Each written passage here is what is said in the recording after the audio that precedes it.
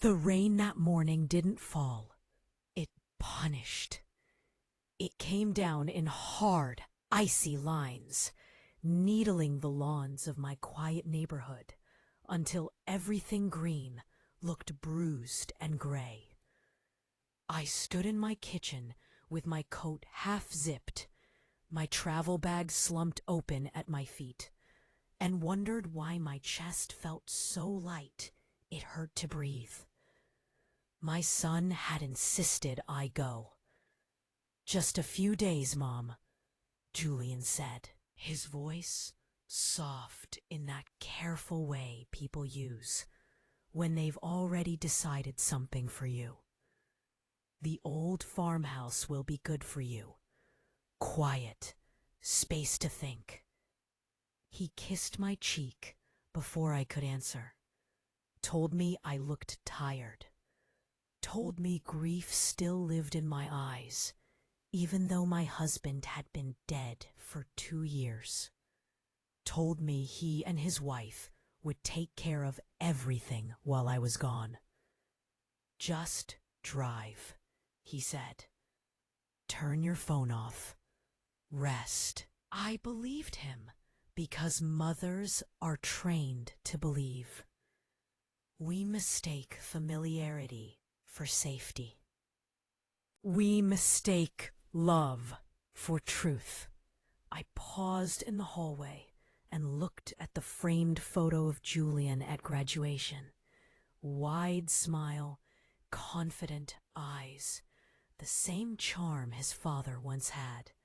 I told myself I was proud.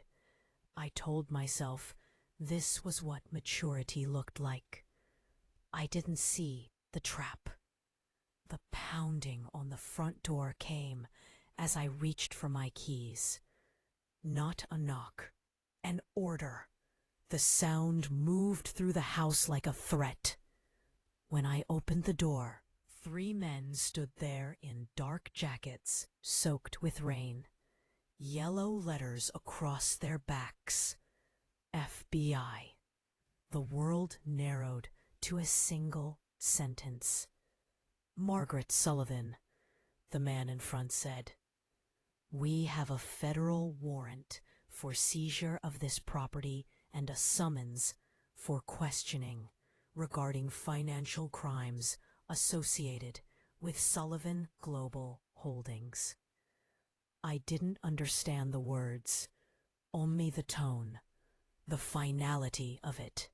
Sullivan Global was my son's company, or so I thought. I'd signed documents he'd slid across my table months earlier.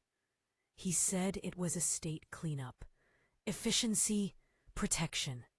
"Your son and his wife left the country last night," the agent continued, already stepping into my home. "You are listed as the sole officer. Your signature authorized over $2 million in fraudulent loans. My house, my retirement, my name."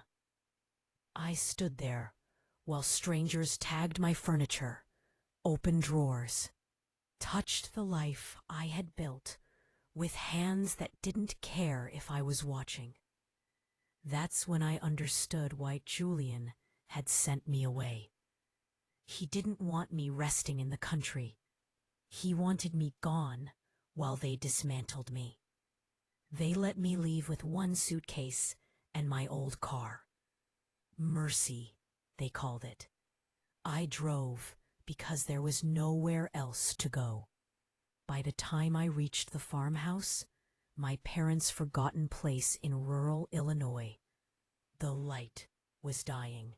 The house sagged under its own history.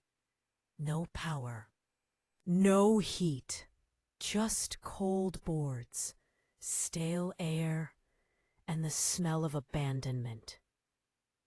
I was 78 years old and sleeping in a building that felt more like a grave than a home. That first night, hunger came quietly. Shame came louder. The silence pressed in so hard it felt alive. I replayed every moment of motherhood I had ever given Julian, every sacrifice, every excuse I made for him, every doubt I silenced. I realized something unbearable. He hadn't just stolen my money. He had used my love as camouflage. The days that followed were brutal. I rationed food. The town avoided my eyes. The news called me the mastermind of a fraud I didn't understand. At night, I lay awake, listening to mice in the walls, and wondered if my son expected me to die here. If this exile was meant to finish the job without blood on his hands, but grief does strange things. So does rage. In the attic, buried behind stone and dust, I found my father's iron lockbox. Inside were not valuables, but records. Old land deeds, mineral surveys, forgotten property filings. A mistake my son had made. One small parcel of land, legally mine, untouched by his schemes. Valuable, powerful, invisible to anyone who only skimmed the surface. For the first time since the knock on my door, I felt something other than fear. Not hope. Resolve. I walked 3 miles in the cold to a lawyer whose name my husband once trusted. An old man with tired eyes and a memory for loyalty. I'm not hiding, I told him. I'm preparing. And that's exactly what I did. I stayed in the farmhouse, played the part of the broken widow, let my son believe I was weak, isolated, grateful for scraps of concern he occasionally offered through carefully timed phone calls. Meanwhile, I wrote everything down. Dates, signatures, conversations, digital trails, lies. When his investigator came to pressure me into signing away the last of my land, I let my hands shake. I let my voice crack. I let him think I was beaten. I recorded everything. The confrontation came months later in a glass-walled office in the city. My son smiled like a man who thought he had already won. His wife didn't bother standing.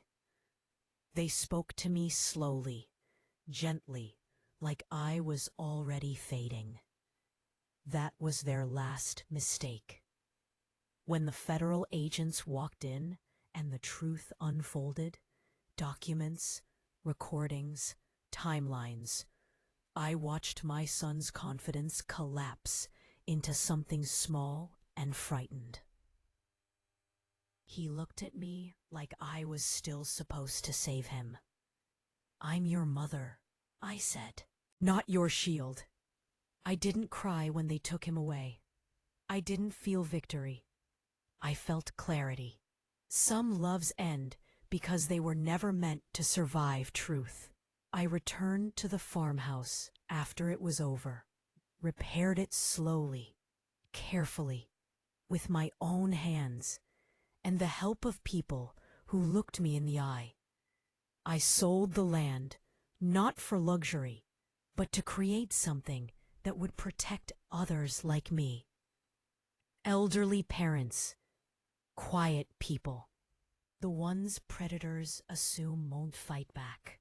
I am not the woman I was before. I am sadder. I am lonelier. But I am whole. Betrayal doesn't just break your heart. It rewrites your understanding of the world. But buried beneath the grief, There is something unstealable. Dignity, memory, the will to stand. I lock my door now, not because I'm afraid, but because I choose who enters my life. I was sent away so I wouldn't watch my life being taken. Instead, I found the strength to take it back. If you'd like, a shortened viral version, a first-person audio narration style, or an even darker, quieter ending. Just tell me the direction,